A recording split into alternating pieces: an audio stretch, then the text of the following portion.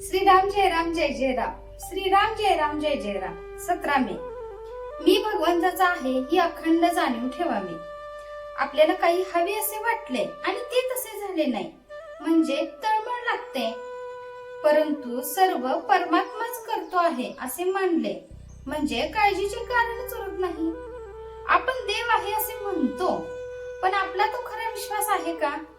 एखादा मनुष्य बुडायला लागला म्हणजे दगड जरी त्याच्या हाताला लागला तरी हा आपल्याला तारील असा त्याला विश्वास वाटतो आणि तो त्याला धरून आपणही त्याच्या बरोबर बुडतो.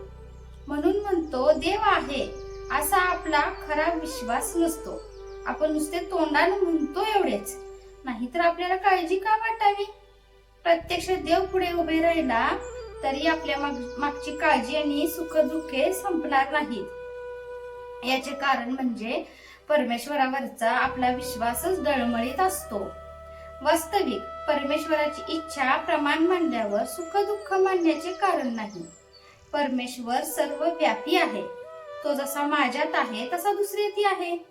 म्हणून दुसऱ्याने काही केले तरी आपल्याला त्याबद्दल काही वाटण्याचे कारण नाही. तरी अशी भावना ठेवून मागावे की मी देवाचा आहे, तो माझा पाठीराखा आहे आणि म्हणून काही झाले तरी मला काळजी करण्याचे कारण नाही. हे सर्व नामस्मरण केल्याने साधते. म्हणून मी आजपासून सतत नामस्मरण करीत राहणार असा निश्चय करावा आणि त्या दृष्टीने प्रयत्न चालू ठेवावा. परमेश्वराला शरण जाऊन मला तसे वागण्याची बुद्धी द्यावी म्हणून त्याची प्रार्थना करावी. मनाला पाहिल्याने थोडी बळजबरी करावी लागेल. लहान मुलांना शाळेत जाण्याकरता सुरुवातीला थोडी बळजबरी करावी लागते. मुलीला प्रथम सासरी पाठवतानाही तसेच करावे लागते. आपण थोडा तरी नियम करावा. उदाहरणार्थ, जेवायच्या आधी, रात्री निसताना, सकाळी उठताना नाम घ्यायचेच, भगवंताचे आठवण करायचीच. असे केले तर ते आयुष्यात फार उपयोगी पडेल. प्रपंचाचा प्रयत्न आज जो चालू आहे तसाच करीत जावा, पण मला भगवंत हवा असे म्हणत जावे.